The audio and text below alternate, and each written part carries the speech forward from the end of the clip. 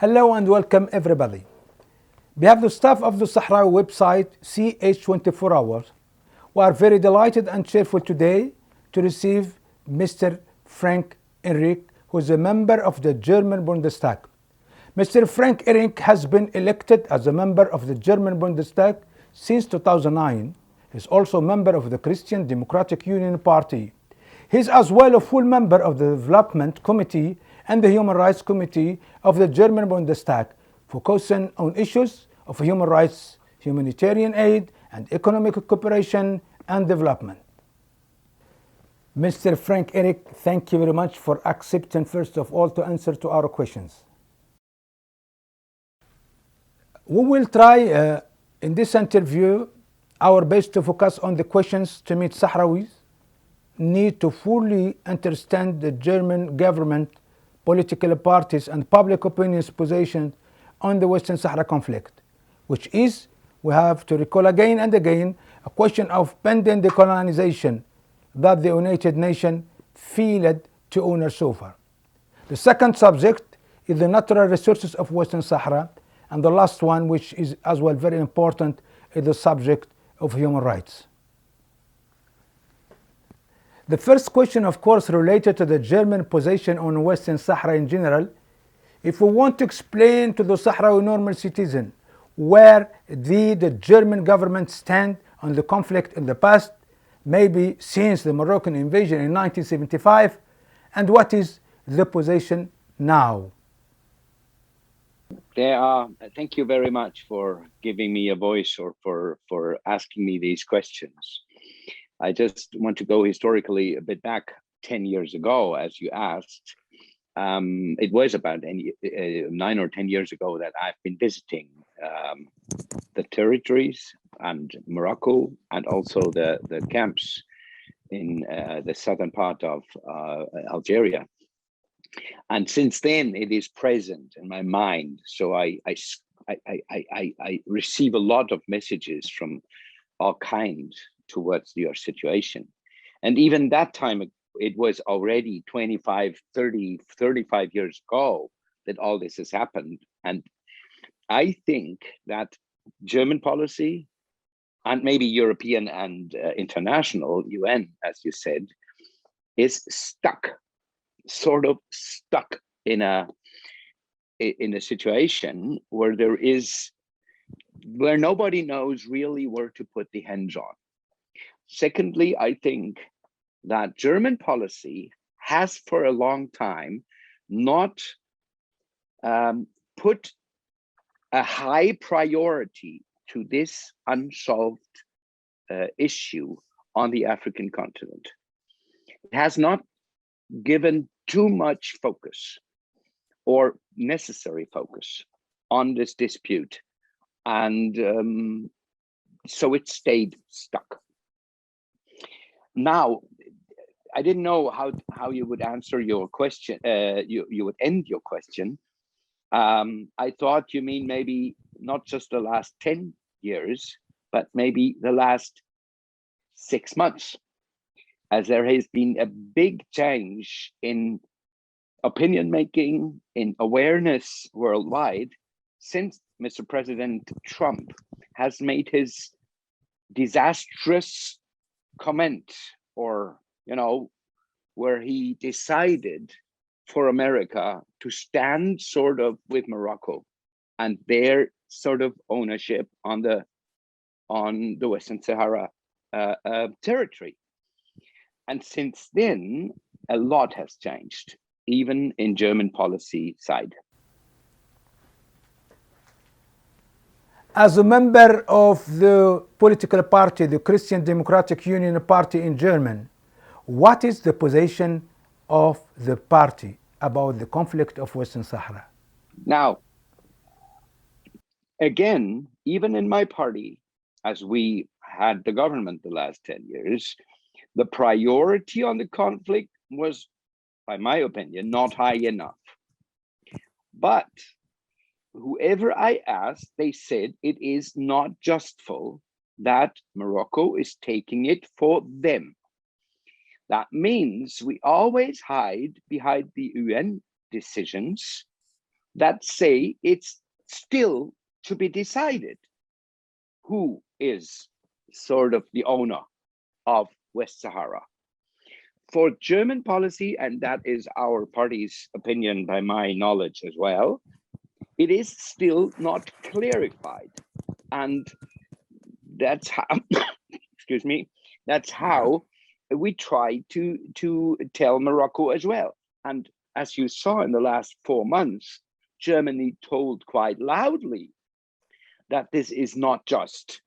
And that's why Moroccan authorities took back the channels, the diplomatic channels between our two countries. We've noticed a rise of attention between Morocco and Germany during the last few months. Morocco even adopted official measures against Germany or the German embassy in Rabat, and we also heard some nervous statements from Moroccan officials against Berlin. On the other hand, the German government maintained a certain amount of calm in its response. What are, in your opinion, or maybe also in the opinion of the German government, the reasons of this Moroccan attack against your country? I, from my experience and memory, think this escalated now because there was hope after that decision of Mr. Trump that I mentioned, that this balance would now go towards Morocco in that decision, you know, and not a vote or not an independence possibility, but that America has decided. And as we, Germany and some others, have said, no, this is not you to be saying that. The UN decision is different. As if we take the situation away again after a success. You know, they felt it as a success. Yes. And we now take it not as granted. And now they are angry on us and everybody who is taking that back or questioning that decision. I'm happy about the side effect towards Israel. No question about that. But he is not allowed. America cannot just stamp the West Sahara to be Morocco. It's not their ownership. And as we in diplomatic and official and press statements, even myself said it, they got angry. And that's their way, not just the last 5 months. The Moroccan way is dealing with red cards. And one of the red cards is cut the diplomatic cords. Concerning this reaction, not only honestly from Germany, but from all the parts of the world against Trump's tweet, but especially Germany, and whether in the level of the government or the level of the party or especially in the level of the Security Council, Germans say, no, we should be or should respect the international law and the United Nations resolution that confirm the right of the people of Western Sahara. What's your comment about this reaction, Germany reaction? We always refer to international law. And the territory of Western Sahara is not clinged or put into a nationality, may it be their own or may it be Morocco or whoever's. And that is not to be decided by the UN or the United States or Germany or Europe. It is to be decided by the inhabitants of that part. And that decision is still to come. I know there are many difficulties in whether the question should be independence or autonomy or part of Morocco, but this question is still to give into the hands of the inhabitants of the Western Sahara. And we still work and try, even with that mandate that Mr. Kohler had for some years, trying to get the people on the table, the sides on the table, and discuss how that referendum could be done. Mentioning the name of His Excellency President Horst Kohler, who has left his post as the United Nations envoy for the territory of Western Sahara, is it that, as you are very close to Mr. Kohler, is it that of healthy problem or because of the lack of the political will of cooperation from any one of the conflict parties? I met him several times, and from my knowledge, not just in this subject, you know, he had some other appointments and speeches and whatever he does, you know, as a strong person. But no, the reason was, by my knowledge, his health. He didn't show up in other things as well. It was not just an excuse. And it's also not just an excuse, not from what I know, that he was put pressure on by the Moroccan side. No, there was a serious health issue that made him, by himself, by his opinion, too weak to really invest enough to solve the problem.